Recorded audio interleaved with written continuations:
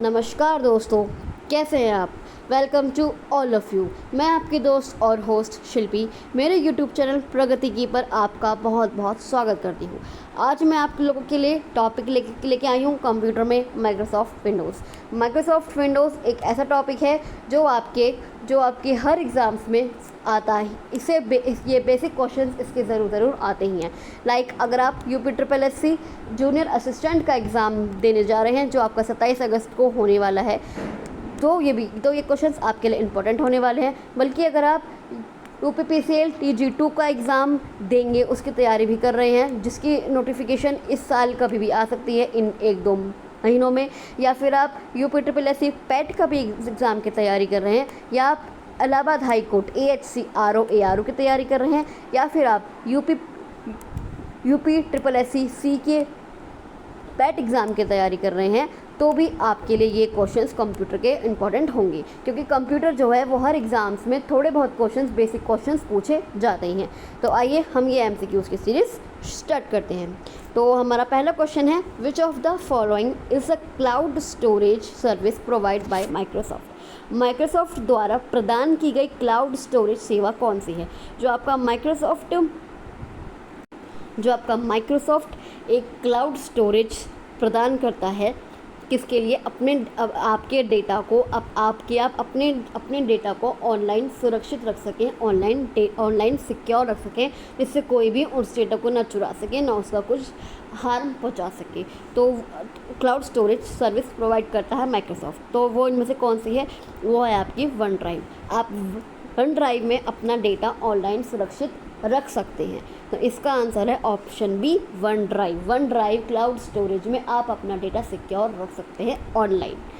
अब है second question, Windows 10 में निम्नलिखित में से कौन सी कंट्रोल पैनल आइटम उपयोगकर्ताओं को कंप्यूटर पर पहले से इंस्टॉल किए गए प्रोग्राम को अनइंस्टॉल करने देती है।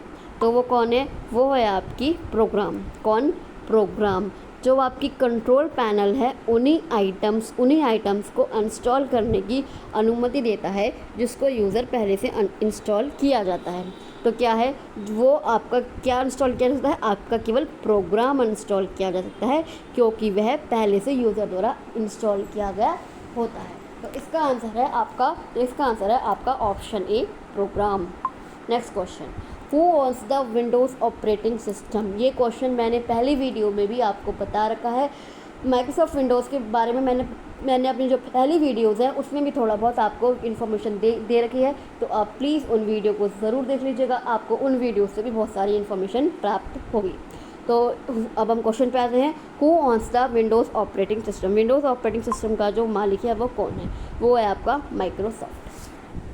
कौन है विंडोज़ ऑपरेटिंग सिस्टम का मालिक, वो है आपका माइक्रोसॉफ्ट। जो आपका विंडोज़ ऑपरेटिंग सिस्टम का मालिक है वो है माइक्रोसॉफ्ट। और अगर आप मैकिंटोश ऑपरेटिंग सिस्टम की बात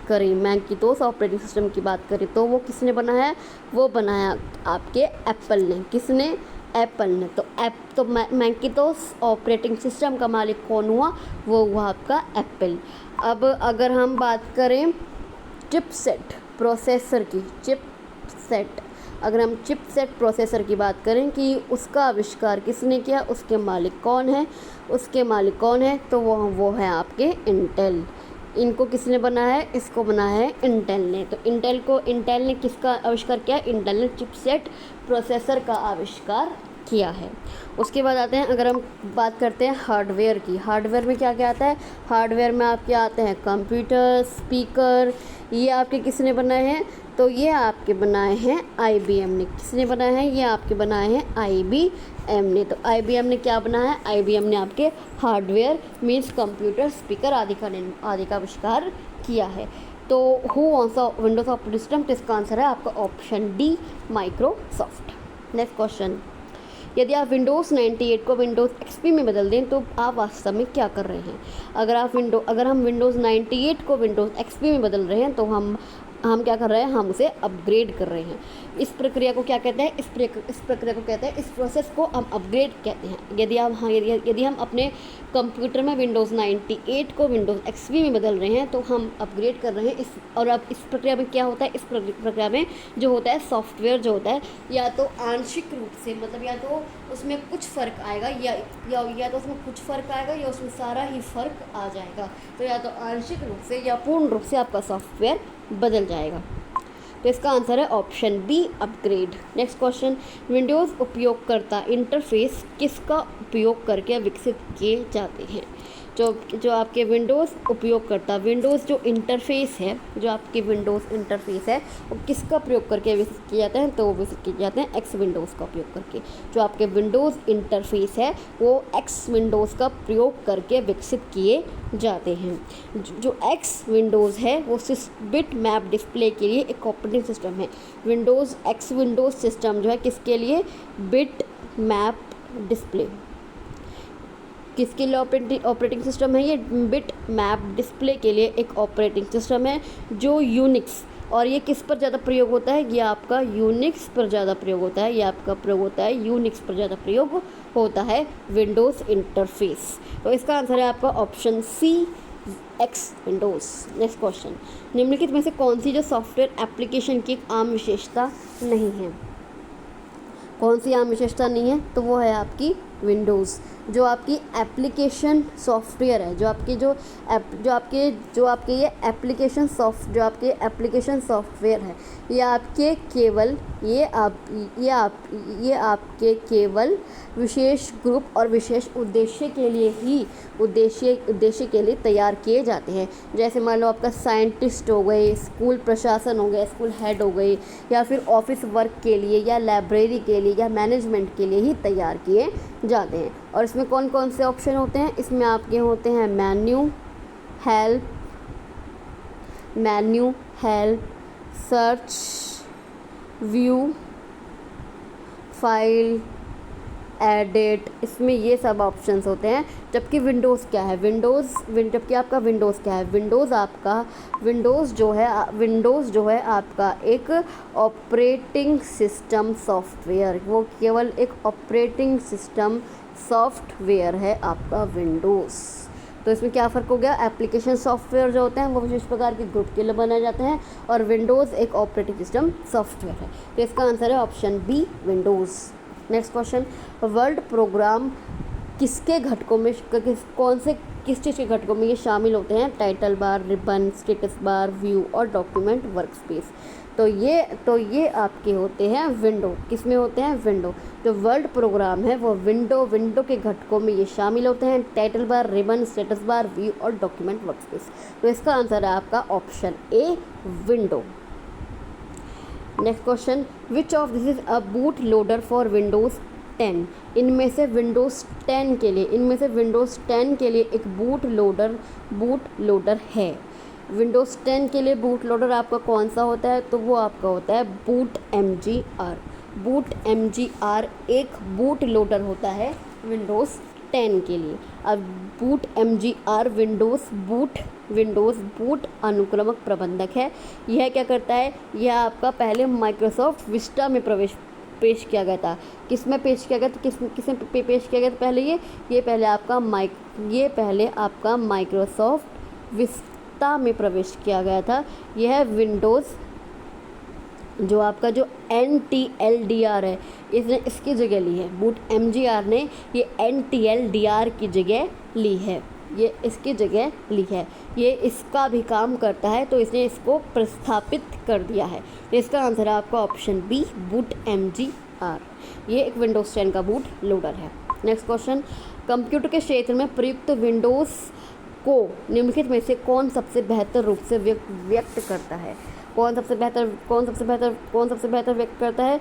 तो वह है आपका Windows graphic user interface. Windows computer के क्षेत्र में प्रयुक्त विंडोज़ को निम्नलिखित में से कौन सबसे बेहतर रूप में व्यक्त करता है? तो विंडोज़ ग्राफिकल यूज़र इंटरफेस। कौन है? Windows graphics user interface software है जो आइकॉन को बड़े पैमाने पर प्रयोग करता है। ये क्या करता है? ये आपके आइकन्स जो होते हैं ये बड़े पैमाने पर उनका प्रयोग करता है। तो विंडोज़ ग्राफिक्स यूज़र इंटरफेस आधारित प्रचालन सॉफ्टवेयर है जो आइकन्स का बड़े पैमाने पर प्रयोग करता है। माइक्रोसॉफ्ट जो विंडोज़ का उसका जो फर्स्ट वर्ज़न आया था वो कब आया था आपका माइक्रोसॉफ्ट विंडोज़ का? वो आया था आपका 20 नवंबर 1985। कब आया था? 20 नवंबर 1985 को आपका माइक्रोसॉफ्ट 1.0 वर्ज़न आया था, जिसे क्या कहा जाता था?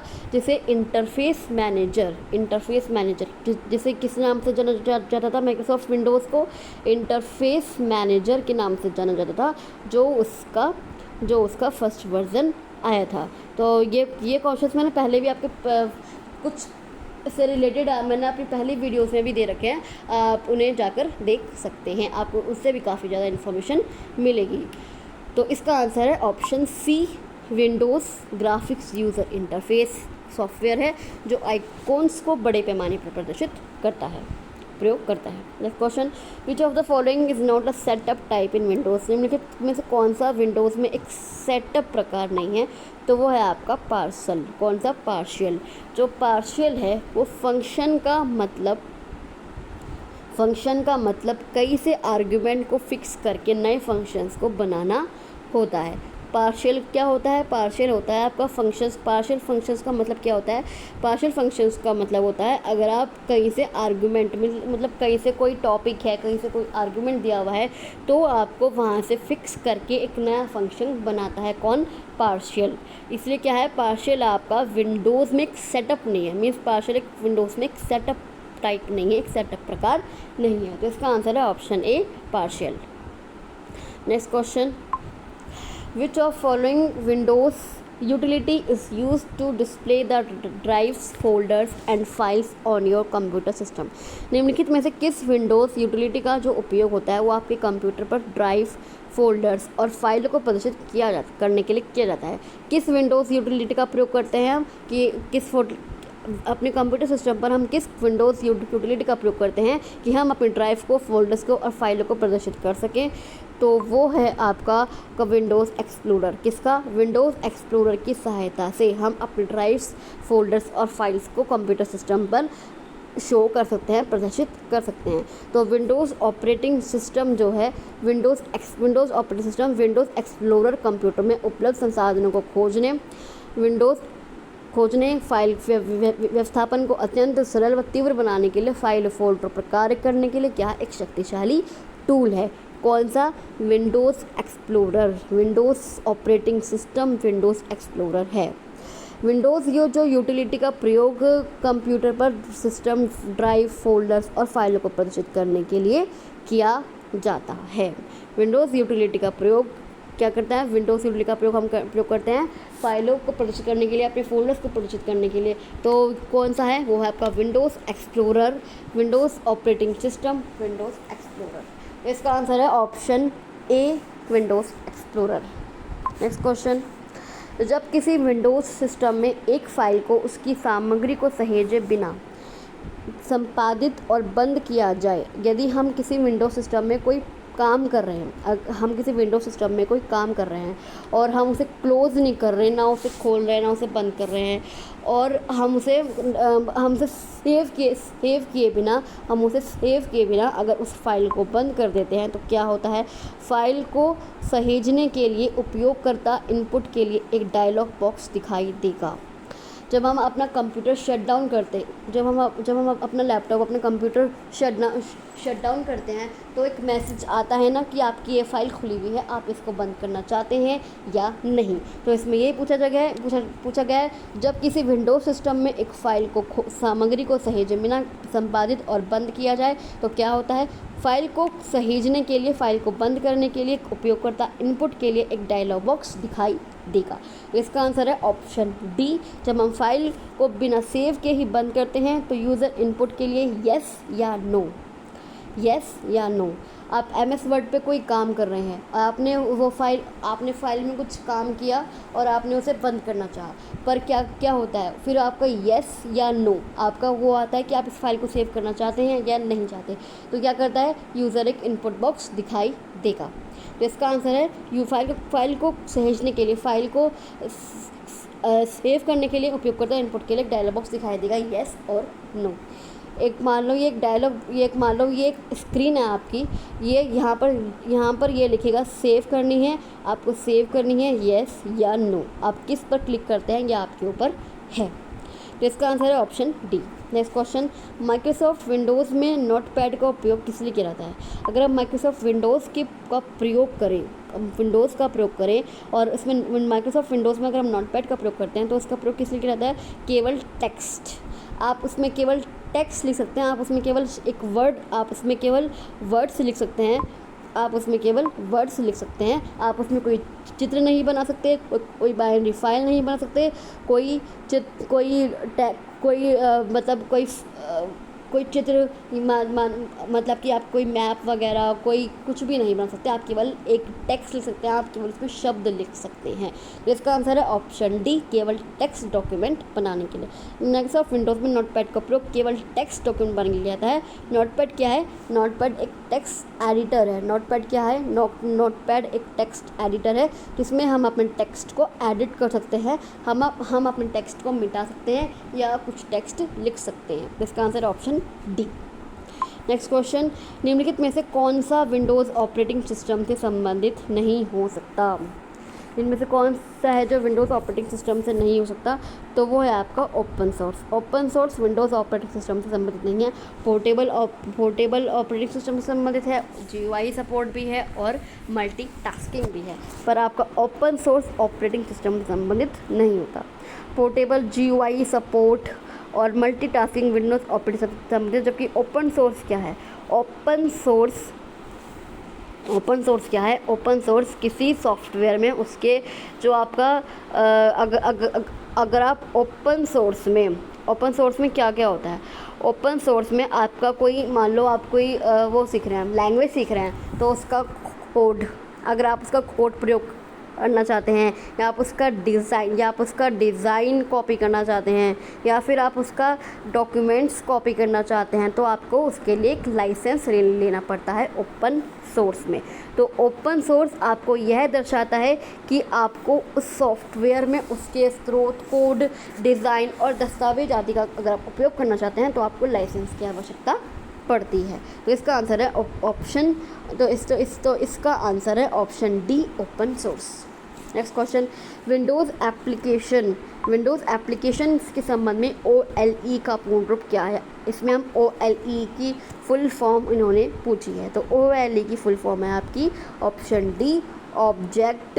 OLE की फुल फॉर्म क्या होती है? OLE की फुल फॉर्म होती है ऑब्जेक्ट लिंकिंग एंड एम्बार्किंग। ये आपकी OLE की फुल फॉर्म है, object linking and embarking. Object link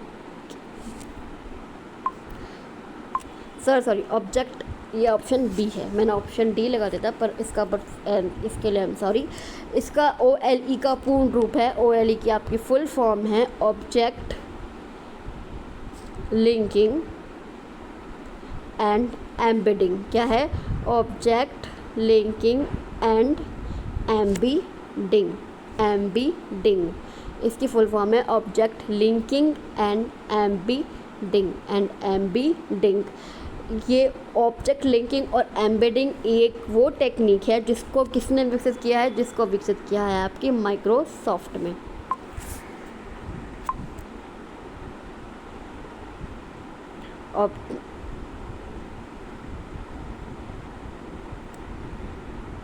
object linking and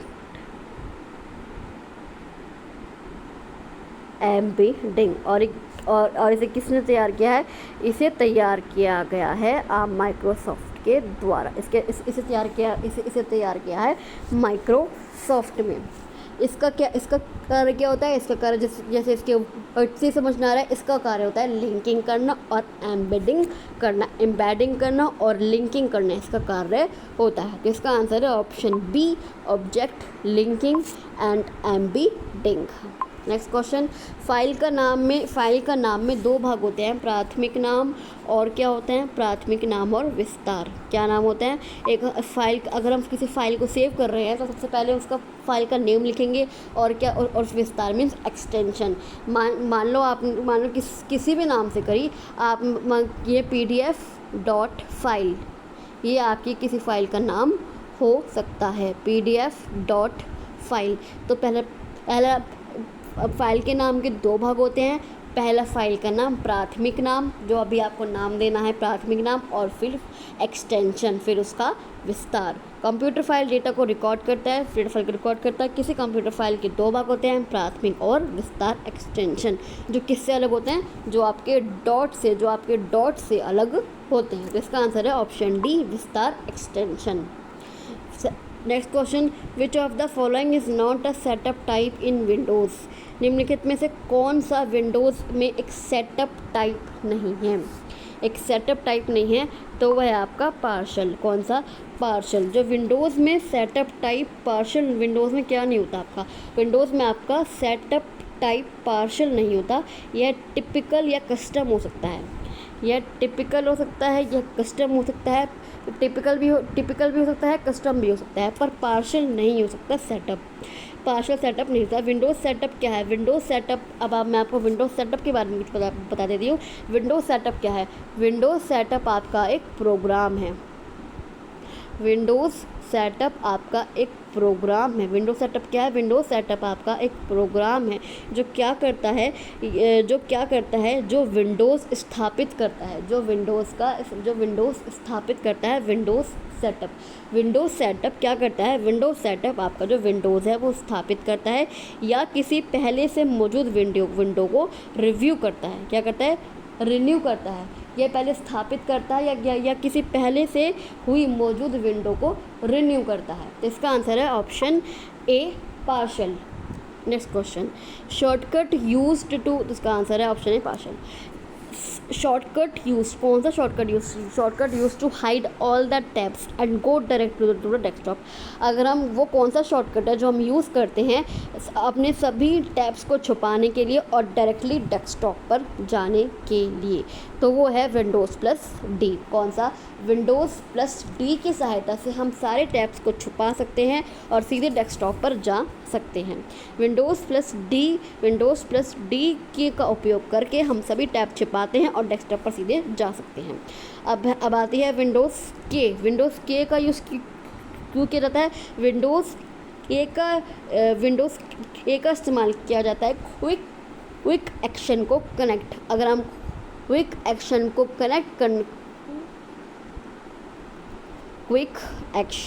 connect करना चाहते हैं तो हमें विंडोज़ प्लस ए का इस्तेमाल करना पड़ेगा।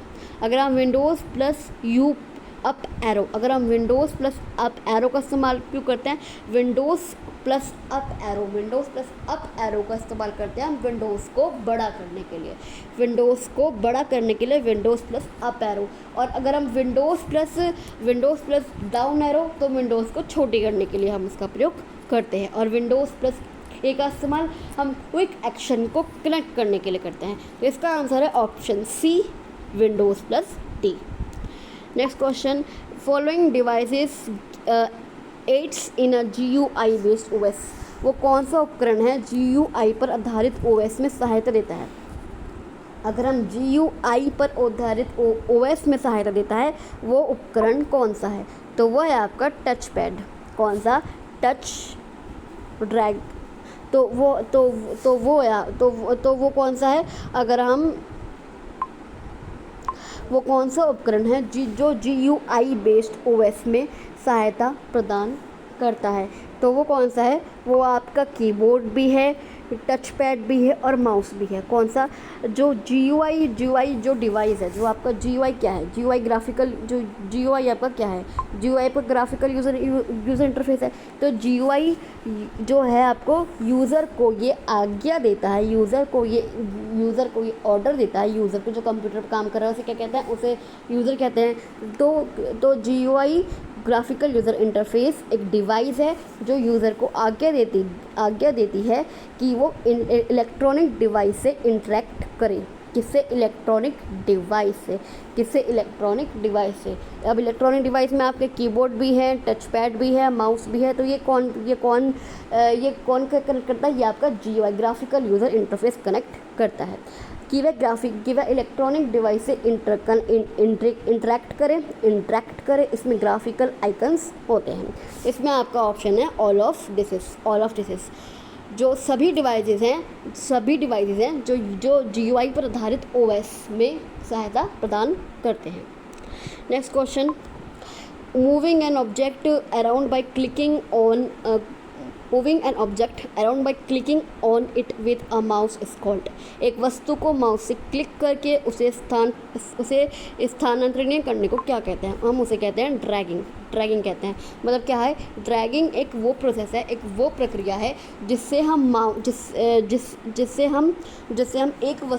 एक वस्तु को माउस से क्लिक करके दूसरी जगह पर पहुंचा सकते हैं। ड्रैगिंग एक सामान्य क्रिया है जो ग्राफिकल यूज़र इंटरफेस, ये भी किस में यूज़ किया जाता है? ये भी आपका ग्राफिकल यूज़र इंटरफेस में किया जाता है। इसमें कर्सर को, इसमें हम क्या करते हैं? इसमें जो माउस का कर्सर होता है उसे किसी ऑब्जेक्ट पर ले जाते हैं, उसे सिलेक्ट करते हैं, उसे चुनते हैं और किसी नए स्थान पर, मान लो आपको किसी फाइल में आपकी कोई डेटा सेव है, मान लो आपका किसी ऑब्जेक्ट में, क्या किसी कंप्यूटर में ही ड्राइव में आपका डेटा सेव है, तो आप क्या करेंगे? आप ही ड्राइव में जाके उस डेटा को सिलेक्ट करेंगे और फिर उसे ही डेटा को सिलेक्ट करेंगे और उसे डी ड्राइव में किसी फोल्डर में जाकर रख देंगे, उसे कनेक्ट कर देंगे। तो क्या करता है ड्रैगिंग? उस प्रक्रिया को क्या कहते हैं? उस प्रक्रिया को हम कहते हैं ड्रैगिंग। इसमें कर्सर को किसी ऑब्जेक्ट पर ले जाना, उसे चुनना, उसे सिलेक्ट करना और किसी नए स्थान पर ले जाना शामिल है। यदि माउस में ये सारी प्रक्रिया की जा रही है तो उसे क्या कहते हैं? उसे ड्रैगिंग कहते हैं। जिसका ऑप्शन है option B, dragging. Next question, निम्नलिखित में से किसका प्रयोग आइकन के द्वारा कंप्यूटर सिस्टम को कमांड भेजने के लिए किया जाता है? किसका प्रयोग किया जाता है आइकन के द्वारा? किसका प्रयोग आइकन के द्वारा कंप्यूटर सिस्टम को कमांड भेजने के लिए किया जाता है? तो वो है आपका graphical user interface. Graphical user interface. ये ग्राफिकल यूज़र इंटरफेस क्या है? ये एक ऑपरेटिंग सिस्टम सॉफ्टवेयर है।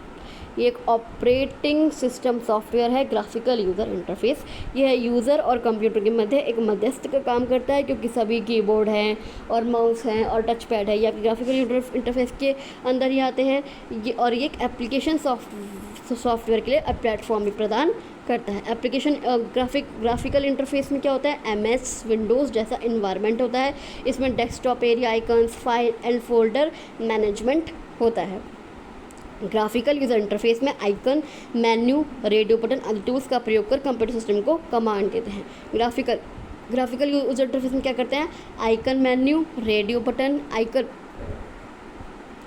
आइकन मेन्यू होते हैं और रेडियो बटन होते हैं। इसमें इन टूल्स का इस्तेमाल करके कंप्यूटर सिस्टम को हम कमांड्स भेजते हैं, जिससे कार्य आसान हो जाता है। एप्पल का जो मैक है, एप्पल का, और अब हम देखते हैं कि ग्राफिकल यूज़र इंटरफेस के उदाहरण क्या होते हैं, एग्जांपल्स कौन कौन से होते हैं। तो जो एक मैक है, क्या है? मैक है, विंडोज़ है, लाइनक्स है। विंडोज़ और लाइनक्स ये क्या है? ये ग्राफिकल यूज़र इंटरफेस के ही उदाहरण है, ग्राफिकल यूज़र इंटरफेस के ही एग्जांपल्स हैं, मैक, विंडोज़ और लाइनक्स। इसका आंसर है ऑप्शन ए, graphical user interface.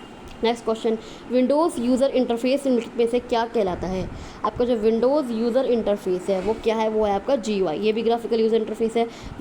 Windows user interface आपका क्या कहलाता है? ग्राफिकल यूज़र इंटरफेस कहलाता है। यह वह ग्राफिकल इंटरफेस है जो आपकी इलेक्ट्रॉनिक डिवाइसों से बातचीत करता है। ग्राफिकल यूज़र इंटरफेस जो यूज़र को आज्ञा देता है कि वो इलेक्ट्रॉनिक डिवाइस से बातचीत करे। नेक्स्ट क्वेश्चन, तो इसका आंसर है ऑप्शन बी, GUI। अब which of the following have a faster learning curve? जो आपका कौन सा सबसे तेज़ी की सीखने की अवस्था है वो कौन है? वो है आपकी graphical user interface. Graphical user interface क्या कर होता है?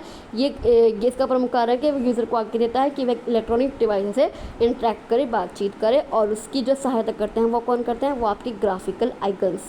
वो इसमें यूज़र की सहायता कौन करते हैं, इसमें यूज़र की सहायता करते हैं ग्राफिकल आइकन्स। तो इनमें से कौन सी सबसे तेज़ी की सीखने की अवस्था रखता है, वो है आपका ग्राफिकल यूज़र इंटरफेस। तो इसका आंसर है option B, graphical user interface. Next question, which of the following operating system does not support GUI। वो इसमें से कौन सा ऑपरेटिंग सिस्टम है जो GUI को सपोर्ट नहीं करता, तो वो है आपका डॉस।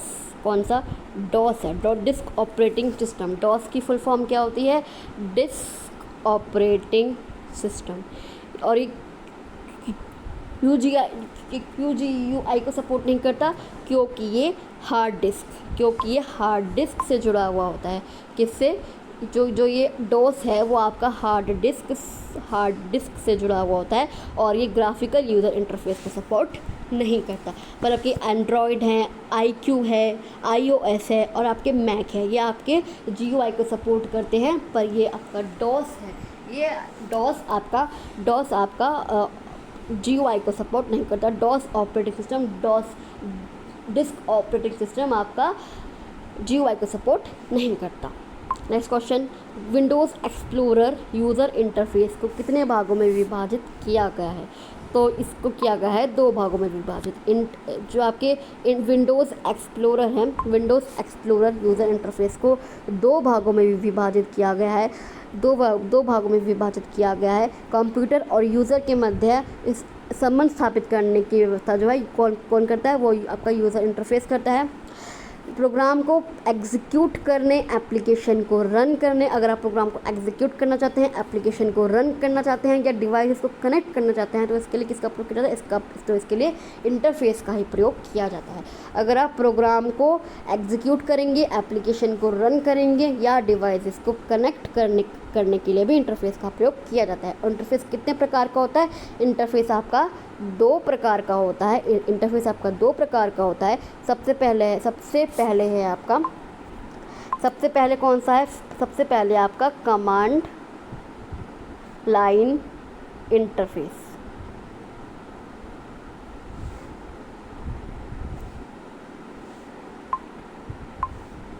सबसे पहले कौन सा है आपका, सबसे पहले है आपका कमांड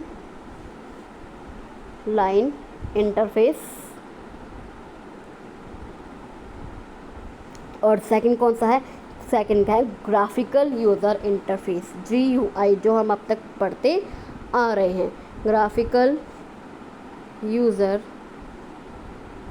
इंटरफेस, ये आपके 2 इंटरफेस होते हैं, कमांड लाइन इंटरफेस और GUI ग्राफिकल यूज़र इंटरफेस। तो इसका आंसर है आपका ऑप्शन A 2। इसका आंसर है आपका option A 2। Windows explorer user interface को 2 भागों में विभाजित किया जाता है। Next question, which brand of computers first use the combination of GUI and mouse together.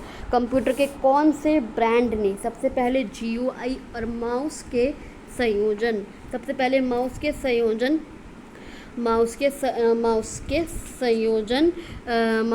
संयोजन का प्रयोग किया गया था। विच ब्रांड ऑफ, जो कंप्यूटर को कौन सा ब्रांड था जिसने क्या किया था, जिसने GUI और माउस का संयोजन का प्रयोग किया था, तो वो आपका मैकिन्टोश। कौन सा ब्रांड था कंप्यूटर का, मैकिन्टोश। मैकिन्टोश एक पहला मास मार्केट व्यक्तिगत कंप्यूटर है जो क्या करता है, जिसमें आपका GUI है जो GUI से युक्त है, और यह माउस स्क्रीन से संबंधित होता है। यह किसे होता है, ये आपका माउस स्क्रीन से संबंधित होता है। तो मैकिन्टोश एक ऐसा कंप्यूटर ब्रांड है जिसने GUI और माउस के संयोजन का प्रयोग किया था। तो इसका आंसर है option C, Macintosh. GUI is not present in, GUI मौजूद किस में नहीं होता है, तो GUI आपका किस में मौजूद नहीं होता है, तो GUI आपका कैलकुलेटर्स में मौजूद नहीं होता। किस में मौजूद नहीं होता, कैलकुलेटर्स में। कैलकुलेटर्स में GUI यूज़र को आज्ञा देता है कि वह ग्राफिकल आइकन के माध्यम से, ग्राफिकल आइकॉन्स के माध्यम से इलेक्ट्रॉनिक डिवाइस से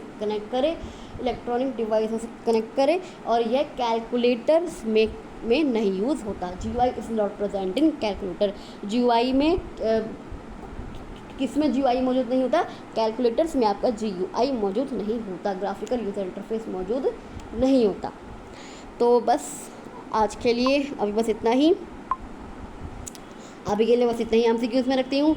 आपसे अगले वीडियो में मिलती हूँ, तब तक आप बताइए कि आपको मेरी ये क्वेश्चंस ऐसे लगे। अगर आपको मेरी वीडियो अच्छी लगे तो उसे प्लीज़ प्लीज़ प्लीज़ लाइक और शेयर कीजिए। इसे इतना शेयर कीजिए इसे इतना शेयर कीजिए कि और लोग भी मेरे साथ जुड़ सकें और लोगों को भी इन वीडियोस का फ़ायदा हो, इन क्वेश्चंस का फ़ायदा हो।